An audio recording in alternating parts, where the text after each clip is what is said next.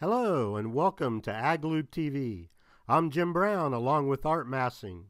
Before we check in with Art and his 1935 John Deere A that he rescued from the weeds in 1966 and restored as a teenager in rural Indiana, AgLoop would first like to shout out to some of our friends on the social media stages.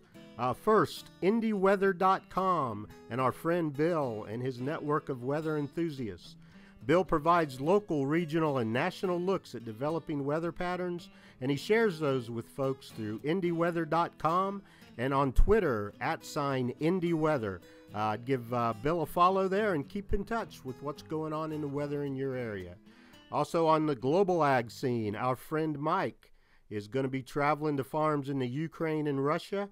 In fact, he left today, it looks like. I seen he sent out on Twitter, gear sorted, car blessed by a priest, and we're nearly ready to start the Ukrainian-Russia 4,000-kilometer crop tour. I recommend you folks reach out there and follow Mike on Twitter @agronomy Ukraine, @agronomy Ukraine. You can also follow Mike on his blog, agronomyukraine.blogspot.com. You can follow him, keep in touch, get that boots on the ground information. If you're in the commodity markets, he also offers a service. Get in touch with him and he can keep you in touch with what's going on.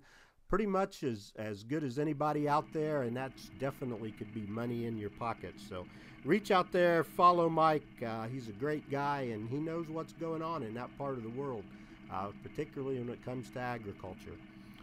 With that, we're going to jump over and we're going to talk to Art, and we're going to get to see a little bit about that tractor, a 1935 John Deere A that he writes about in his blog at agloop.com. Again, agloop.com.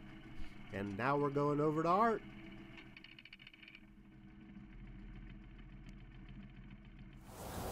Hi, this is Art Massing with AgLoop. And this is the 1935A that's in my story, A Really Rough Diamond, on our website. I just want to give a little quick background to it. This tractor was purchased new by Julie Riggins, who owned this farm and the adjacent farm at that time. My father worked as a hired hand for her at the time. Later he farmed in partnership with her for about 25 or 30 years. And the tractor had been junked, and I got it in about 1966 for $1 in the making of a gift. And if any of you that's read the story will be familiar with that.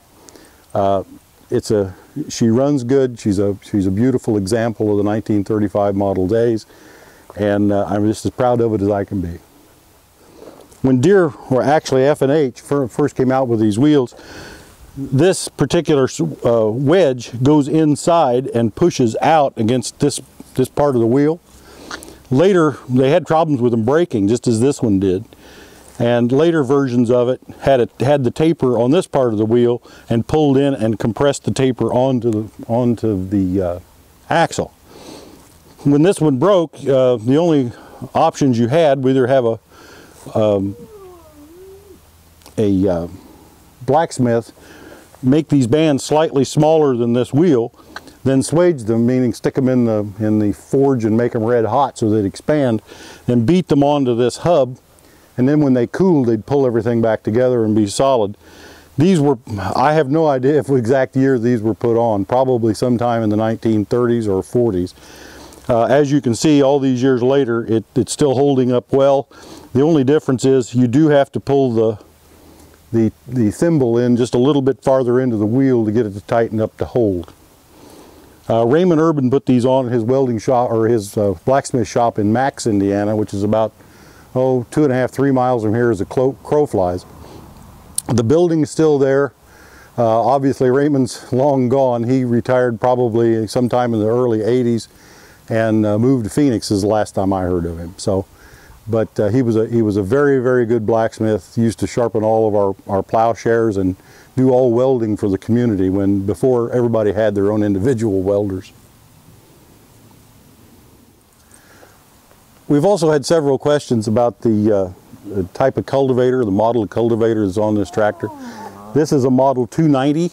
Deere had several different models, and at that time their model numbers basically conformed to what exact type of shovels that you had on them. This is, as I said, this is a model 290. Later versions were a 280 series.